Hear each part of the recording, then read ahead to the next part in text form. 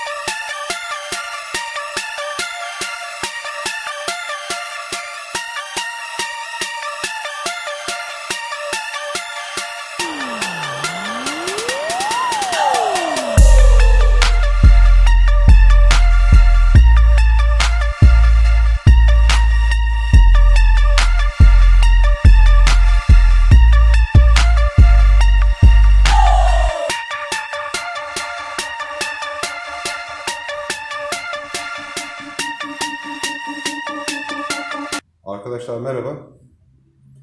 Şimdi sadece saf su ile sistemimizin sızdırmazlık ve kurulum öncesi, kurulum sonrası iç temizliğini yapacağız. Saf suyumuzu dolduruyoruz. Kolay dolum şişesi yardımıyla.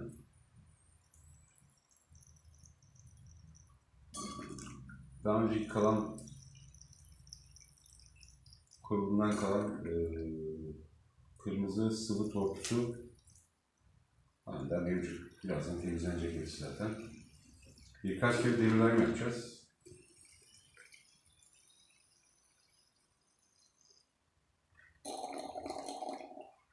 Evet. Sistemimize sadece elektrik veriyoruz. Pompamıza. Pompamız çalışacak.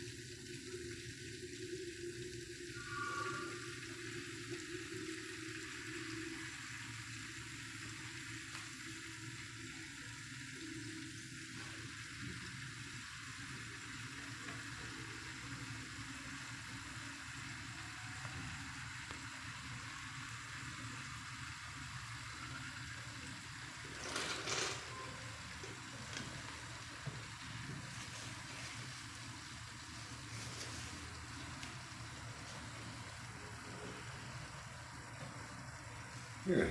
Şu anda iç temizliği yapıyoruz. Eski Thermaltake'in sorunlu sıvısından kalan tortuları biraz sonra ekleyeceğimiz özel solüsyonla temizlemeye çalışacağız. Temizleyeceğiz tabii ki.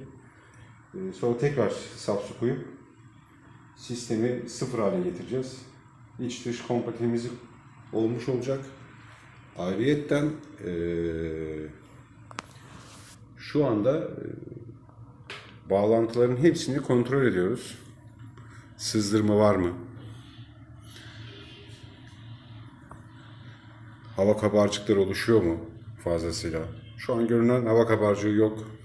Sistemde tek radyatör, bir tane bloğumuz olduğu için çok fazla hava kabarcığı oluşacağını zannetmiyorum. Bu iki element genellikle hava kabarcığı yapar. Şu an birkaç saat boyunca bu kalacak böyle. Sıvı mümkün olduğu kadar devir daim yapacak. Daha sonra kesin emin olacağız sızdırmazlıktan.